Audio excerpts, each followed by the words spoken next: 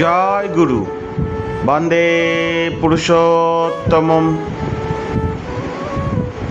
ওং ব্রহ্ম পরমম্ব কুলমালিক রাধাস্বামী দয়ালের চরণে কোটি কোটি প্রণাম। আজকের আলোচ্য বিষয় হল পূজ্যপাদ আচার্যদেব জীবনে ঘটে যাওয়া একটি সত্যি ঘটনা। একবার পূজ্যপাদ আচার্যদেব ট্রেনে করে ব্যাঙ্গালোর যাচ্ছিলেন, ফার্স্ট ক্লাসে রিজার্ভেশন করে। ওই কামরায় একটি ডাক্তারও ছিলেন।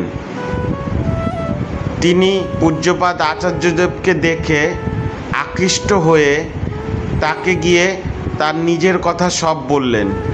আমার নাম এই, আমার একটি মেন্টাল হসপিটাল আছে, আমি মেন্টাল হসপিটালের ডাক্তার, আপনি কি করেন? তখন পূজ্যপাদ আচার্যদেব বলল, আমি দেওঘরে থাকি আর আমি শ্রী শ্রী অনুকূল ঠাকুরের সেবক।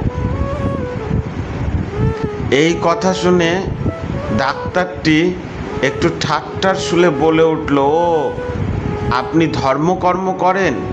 ধর্মকর্ম করেও ফার্স্ট ক্লাসে যাত্রা করছেন?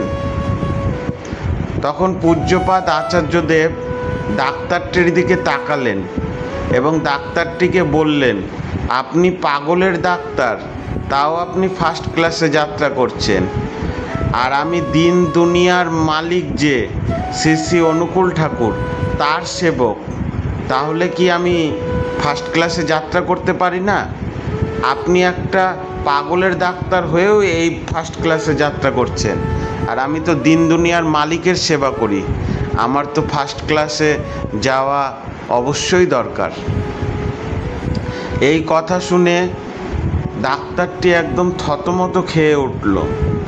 এই হচ্ছে ঠাকুরের লীলা। ঠাকুরকে কেউ যদি ঠিক ঠিক ভালোবাসে, তার প্রতিটা কথা হবে বজ্রের আঘাতের মতো।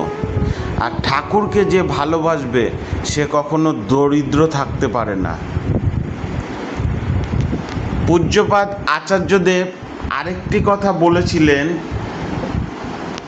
তার কুষ্ঠিতে নাকি সর্পযোগ ছিল। আমি কোনোদিন ভয় পাইনি, যেখানে যেতাম মাঝে মাঝেই সাপকে দেখতাম, পূজ্যপাদ আচার্যদেব বলছেন। তখন পূজ্যপাদ আচার্যদেব নামের মাত্রা বাড়িয়ে দিত, তারপর আর সাপটাকে দেখতে পেত না। একদিন ঘুম ভেঙে পূজ্যপাদ আচার্যদেব দেখে ঘরের মধ্যে সাপ। পূজ্যপাদ আচার্যদেব নামে বসে পড়ল। তখন ঠাকুরের কথাটি উপলব্ধি করল। ঠাকুর বলেছে, ঠাকুরকে যে ডাকবে তার কুষ্টি উলট পালট করে দেবে। জ্যোতিষী কি বলল, কুষ্টিতে কি লেখা আছে তা নিয়ে ভাবলে চলবে না, ঠাকুরকে ডাকতে হবে, সব সময় নামাময় হয়ে থাকতে হবে, ঠাকুরের দিকে তাকিয়ে থাকবেন, সব বাধা কেটে যাবে।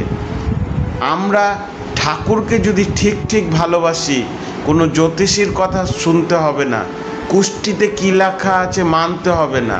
ঠাকুর তো বলেছেই, ঠাকুরকে যদি আমরা ঠিক ঠিক ডাকি, ঠাকুরের নাম যদি আমরা ঠিক ঠিক স্মরণ করি, কুষ্টিকে উলট পালট করে দিবে, ভাগ্যকে বদলে দিবে, তোমাকে কোনো বাধা আটকাতে পারবে না। তাই আজ থেকে আমরা শপথ করব, আমরা সব সময় বীজ নাম করব, ঠাকুরকে স্মরণ করব আর ঠাকুরকে ডাকব। জয় গুরু।